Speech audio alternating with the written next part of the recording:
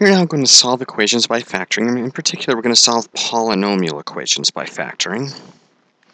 And an interesting thing about polynomial equations, and I talked about this a little bit when we did quadratics by factoring, and we defined quadratics, is that a polynomial equation will have a number of solutions equal to its degree. So whatever its degree is, that's how many solutions it'll have. Now, some of those might come in pairs, and some of those might be complex, but that's how many solutions we will have every time we want to try and solve a polynomial equation. So that can help us narrow down what we're looking at.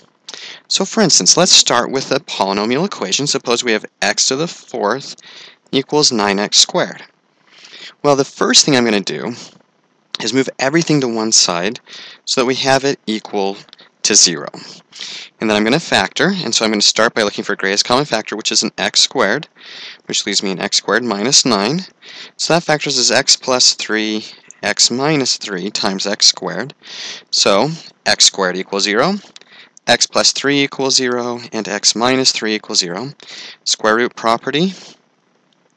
X is equal to plus or minus the square root of 0, which is just 0, and there is no sign on 0, so that just provides one answer of 0.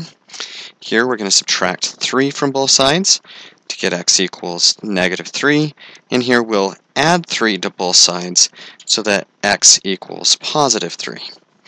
And so my three answers, notice how I said that, are minus 3, 0, and 3, but remember that this one came up twice, giving me a total of 4 answers, but we only list each unique answer.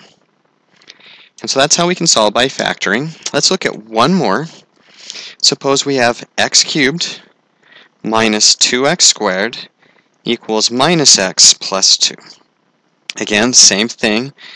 Let's move everything over to one side. So we have x cubed minus 2x squared plus x minus 2 equals 0.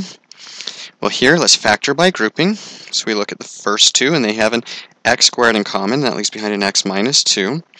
A positive x and a negative 2 have a positive 1 in common. So I can pull the x minus 2 out, and that gives me x squared plus 1 equals 0.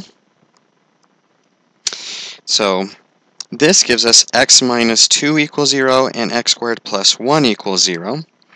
Well, x minus 2, that's just simply x is 2, so that's one of my answers. But x squared equals negative 1, or x equals plus or minus the square root of negative 1 when I use the square root property, or plus or minus I. So my three answers this time are 2, minus I, and I. And I've now found all of my solutions to my polynomial equation by factoring.